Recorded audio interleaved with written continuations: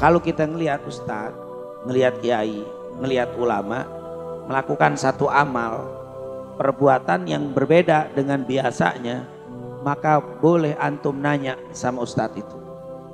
Antum tanya sama ulama itu, Pak Kiai, Pak Ustadz, ini saya lihat Pak Ustadz melakukan ini, saya belum pernah lihat nih, emang ada apa nih Ustadz melakukan ini? Apa pahalanya? Memang kita disuruh, memang apa keutamaan amalan ini? Itu boleh untuk apa? Ditanya. Seperti Usama ngelihat Rasul, ditanya kepada Rasul. Jangan nanya kepada orang. Ustadz yang melakukan itu nanya sama orang, Ustadz kenapa begitu? Dia melakukan itu. Nah ini bahaya. Kalau ini ustadznya, orang ini cinta sama ustadz itu, demen, dia akan tunjuk yang bagus. Tapi kalau enggak, ini mesti apa? Kalau salah ini akan berbahaya. Makanya kita, apalagi kita tafsirin sendiri, nggak pakai nanya. Ustadz melakukan sesuatu ditafsirin sendiri, ini berbahaya lagi. Sekarang ini kan banyak mufasir ini, para ahli tafsir.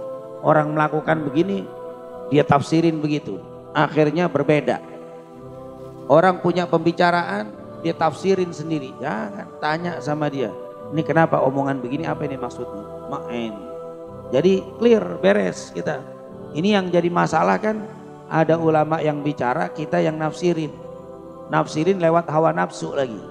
Akhirnya nanti menjadi bermasalah.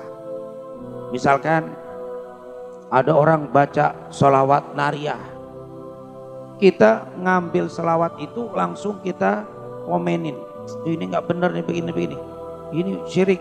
Tahu dari mana syirik? Karena kalimatnya begini. Udah ditanya belum sama yang ngarang, maksudnya apa nih begini nih? Mestinya tanya, saat yang mengarang udah meninggal, kan ada bukunya dia nulis. Lihat di kitabnya ada nggak maksud kalimatnya? Saat nggak ada, kan dia punya murid nih.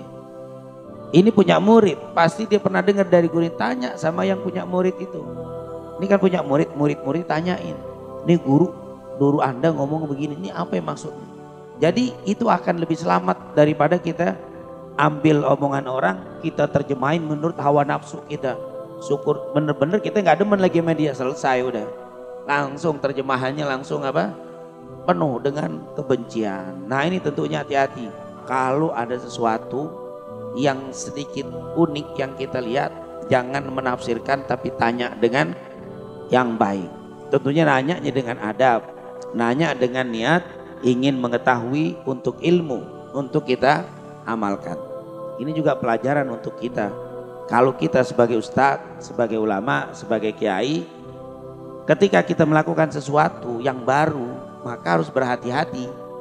Jangan melakukan amalan yang baru tapi kita tidak tahu dalil. Nanti ketika ditanya kita nggak bisa jawab. Kalau nggak bisa jawab masih wallahu a'lam, saya ngikut aja masih enak. Kadang-kadang kita marah gara-gara apa? Karena nggak tahu dalil, akhirnya kita marah. Maka setiap melakukan satu amalan yang baru, yang kelihatannya ini banyak belum tahu, antum harus siap-siap untuk yang pertama ditanya, yang kedua harus senang hati menjawabnya. Jadi jangan dengan marah, jangan dengan apa?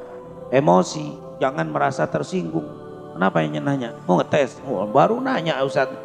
Ini persiapan. Rasul nggak marah. Nanya-nanya mau tahu aja, nggak begitu Rasulullah. Dijawab dengan senang hati. Dan memang seorang ulama, seorang ustadz itu akan menjadi mulia ketika masih ada yang mau nanya sama orang itu. Ketika masih ada yang mau bertanya kepada ustadz itu.